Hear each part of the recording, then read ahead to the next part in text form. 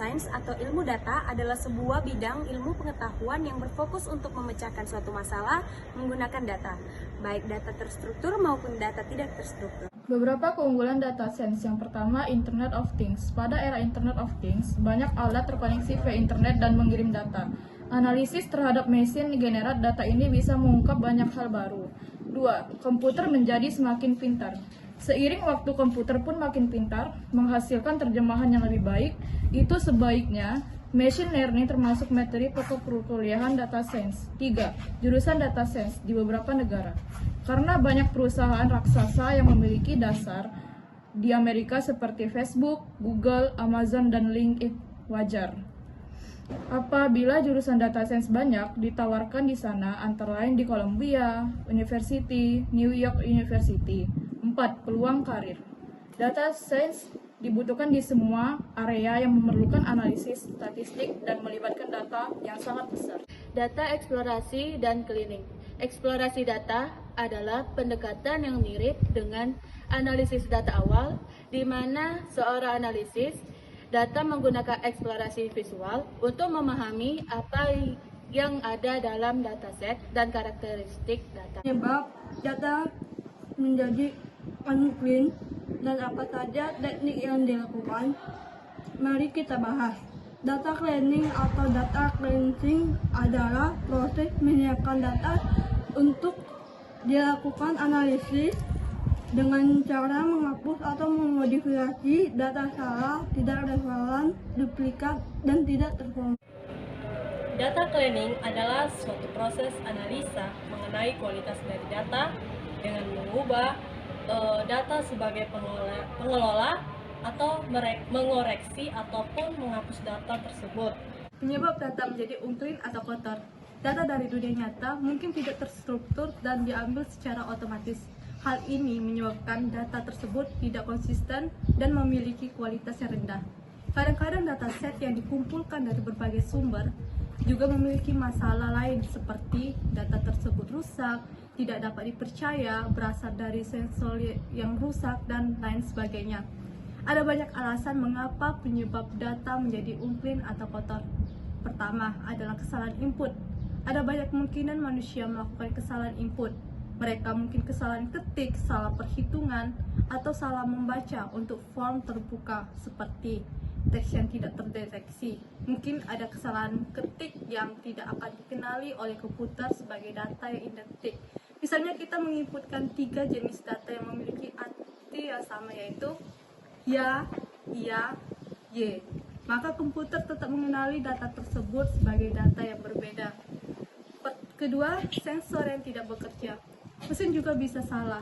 Sensor dalam mesin cuci mungkin tidak dapat mendeteksi suhu di atas 50 Celcius untuk suhu air. Manusia dengan mudah menangkap kesalahan ini, tetapi komputer mungkin tidak akan menangkap kesalahan tersebut. Data hancur atau rusak. Ketika sensor tidak berfungsi, sensor cenderung menghasilkan nilai-nilai luar rentang yang dapat diterima. Cara mengidentifikasi masalah pada data. Pada bagian ini, mari kita menjelajahi beberapa kendala data dan bagaimana cara memperbaikinya. 1. Memberikan batas pada suatu input. Cara untuk memudahkan pengecekan adalah memahami rentang batas. Air hanya memiliki batas suhu antara 0 dan 100 derajat Celcius. Jika data Anda menghasilkan data bahwa air tersebut memiliki suhu 435 Celcius, itu bukan air. Mungkin itu adalah uap-uap yang dapat membuat mesin cuci Anda meledak. Jika hasil pengukurannya ternyata suhunya 30 derajat Celcius, mesin cuci Anda mungkin beku. 2. Pastikan semua kategori data sesuai. Variabel nilai kategoris hanya dapat dipilih dari satu set pilihan tertentu. Misalnya sebuah perangkat hanya dapat diaktifkan atau dinonaktifkan. Status pernikahan mungkin hanya satu, menikah atau bercerai.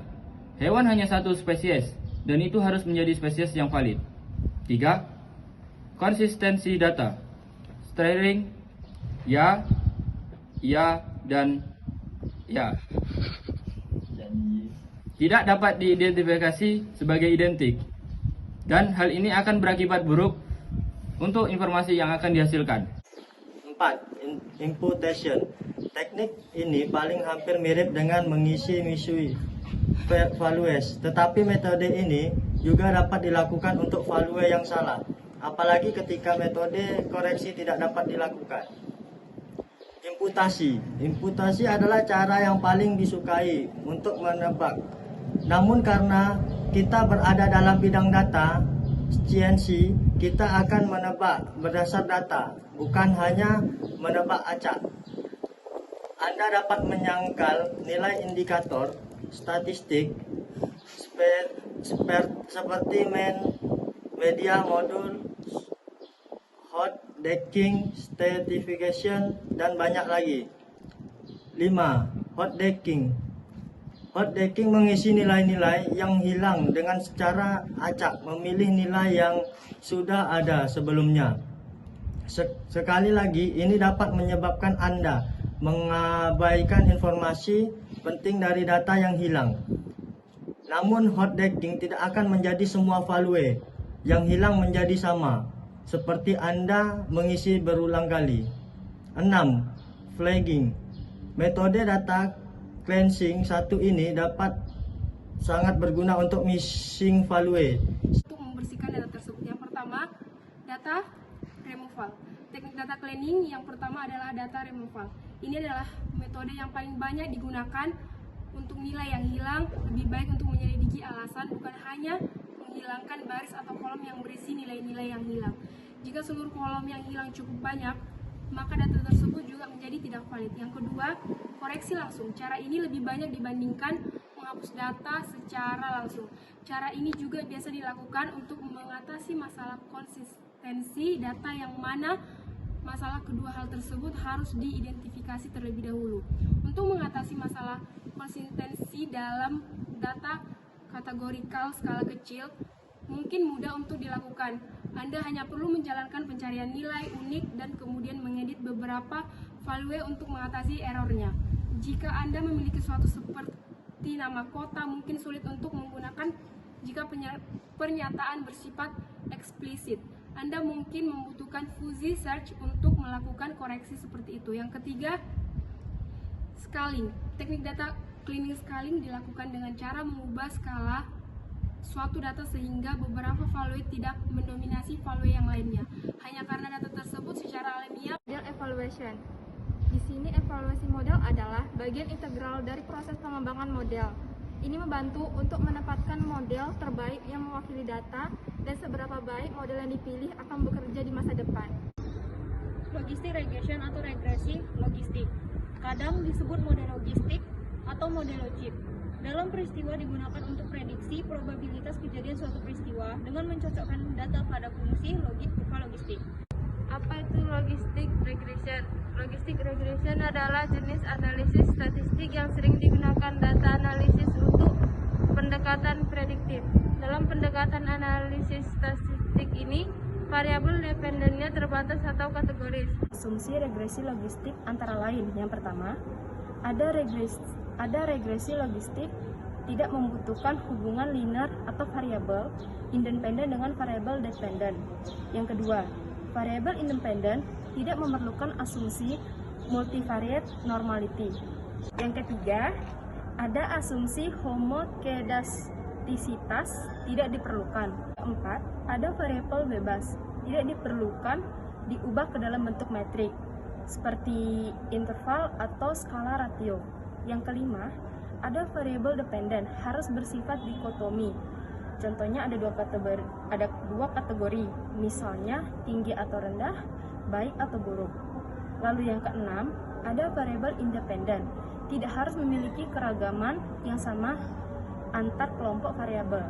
Yang ketujuh, ada kategori dalam variabel independen harus terpisah satu sama lain yang bersifat eksklusif. Lalu yang kedelapan, ada sampel yang diperlukan dalam jumlah relatif besar.